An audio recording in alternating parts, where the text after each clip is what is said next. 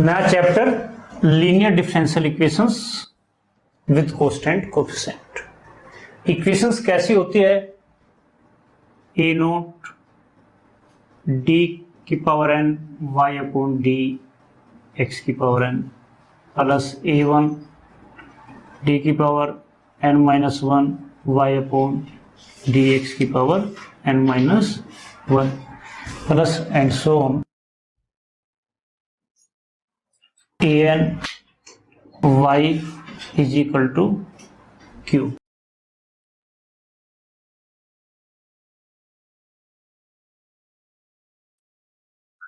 ये हमारा N order का डिफरेंशियल इक्वेशंस है। ऑर्डर फिर एन माइनस वन हो रहा है, डिग्री तो हमारे इसकी वन है, तो ऑर्डर हमारे कम होते जा रहे हैं। तो जिस इक्वेशंस में ऑर्डर कम होते जाए तो वो लीनियर डिफरेंशियल इक्वेशंस बन जाती है। क्लियर? यहां पर डिग्री वन रहनी है लीनियर डिफरेंशियल इक्वेशंस में, ठीक है। अगर डिग्री हमारी चेंज हो जाए तो उसको बोलते हैं non linear differential equations. Clear? तो ये हमारा where a not a one dot dot a n are constant and q may be constant or function of x। ये कांस्टेंट भी हो सकता है, कांस्टेंट में जीरो भी इंक्लूड हो जाता है, और फंक्शन ऑफ x भी हो सकता है। क्लियर? इस इक्वेशंस को, लीनियर डिफरेंशियल इक्वेशंस को सोल्व कैसे करेंगे ये हमें सीखना है। इसको हम टू पार्ट्स में सोल्व करते हैं। एक पार्ट होता है कंप्लीमेंट्री सॉल्यूशन,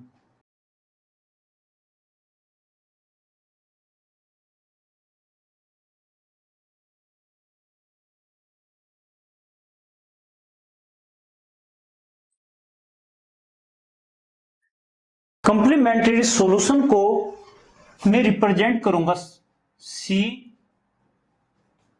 एफ। सॉल्यूशन यहां पर फंक्शन होता है, फंक्शन भी कह सकते हो।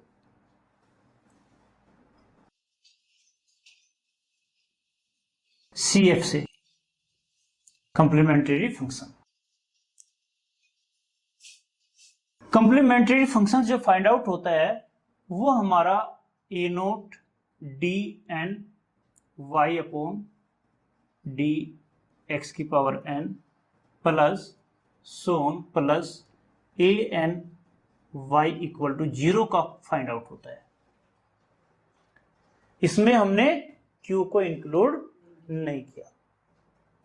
इसको फाइंड आउट करने का मेथड क्या है कि हम इसको सोल्व करने के लिए लेट करते हैं कि y is equal to e की power m x put in, ये हमारी फर्स्ट इक्वेशंस, ये हमारी सेकंड। और बेटे देखो ये nth डेरिवेटिव है, ठीक है, फिर n माइनस वन डेरिवेटिव रहेगा। इसी प्रकार से जब हम सॉल्यूशन, इसको सॉल्यूशन माने या y के स्थान पर पुट करें तो इसको भी nth टाइम डिफरेंशिएट करना पड़ेगा, राइट। तो मैं इसको डायरेक्ट लिख रहा हूं। डायरेक्ट कैसे? वी गेट, जैसे कि आपने यहां पर पुट कर दिया, nth टाइम डिफरेंशिएट भी किया, और आपको जो भी सॉल्यूशन मिला सोल्व करने के बाद ये मिलेगा।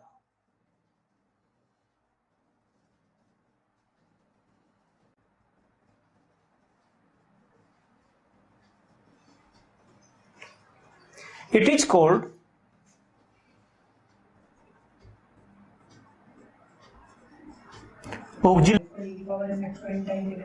हाँ जी,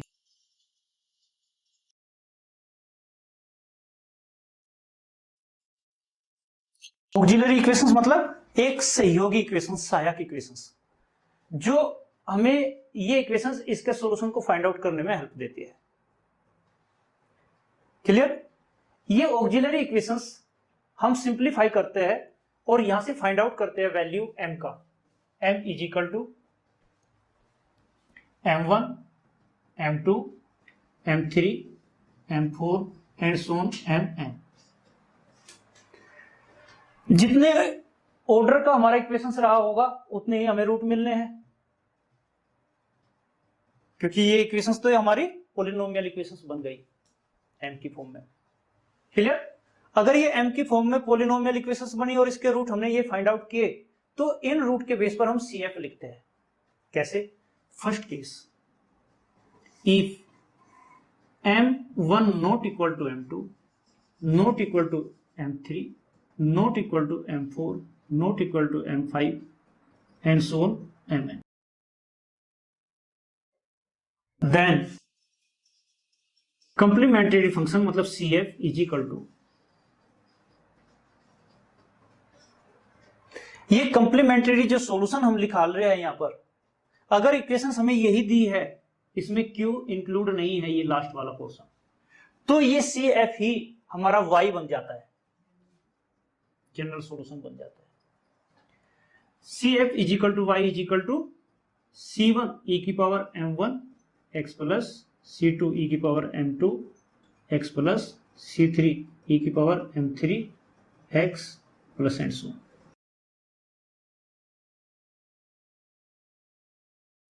क्लियर? सेकंड, इफ अगर रूट्स हमारे इक्वल आ जाए m के, means M1 equal to M2 equal to M3, तीन को इक्वल मान लेता हूं, और बाकी हमारे M4 अलग है, ठीक है, M5 ये सब डिफरेंट होगी एंड सो। बेटे रूट मैक्सिमम आपके क्वेश्चंस में 4 तक हो सकते हैं, 5th हो सकते हैं, इससे ज्यादा रूट नहीं निकालने के लिए दिए गए। आपने क्वाड्रेटिक इक्वेशंस, फिर क्यूबिक इक्वेशंस, फिर बाई क्वाड्रेटिक इक्वेशंस, 4 इक्वेशंस तक ही तो स्टडी किया है, ठीक है। x की पावर 5 तक तो आपने सॉल्यूशन करना नहीं सीखा, तो उससे आगे नहीं देते, ठीक है। मैक्सिमम 4 रूट्स आपको फाइंड आउट करने के लिए आएगी, राइट।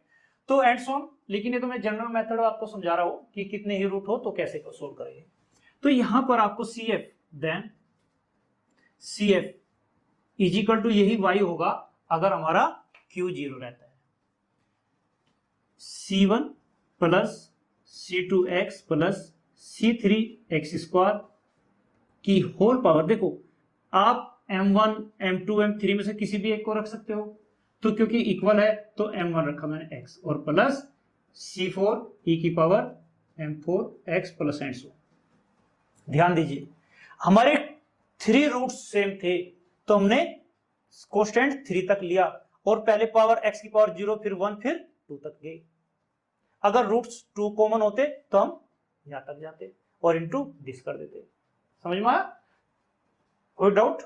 तो इस टाइप से हम इसको देखते हैं।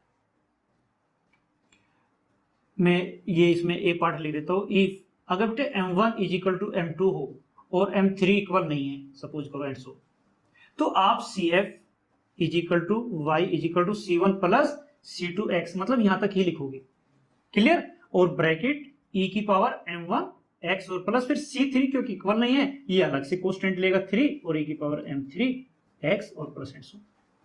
समझ में आया? Third method, if m is equal to, अगर रूट्स कॉम्प्लेक्स में आ जाए alpha plus iota beta minus ये भी, बाकी हमारे कैसे भी हो सकते हैं, M2 हमारा not equal to M3 and so, but 2 root तो इसी में इंक्लूड होगी, M4 एंड सो। तो हम CF is equal to Y equal to लिखते हैं e की power alpha x bracket a cos beta x plus b sine beta x plus, क्योंकि 2 रूट के लिए ये बन गई इस m के लिए, और फिर हम C3, 2 कोस्टेंट यहां पर आ चुके ना ए बी, तो C3 यहां पर लिख सकते हो, और e की power M3 x plus and सो। ठीक है?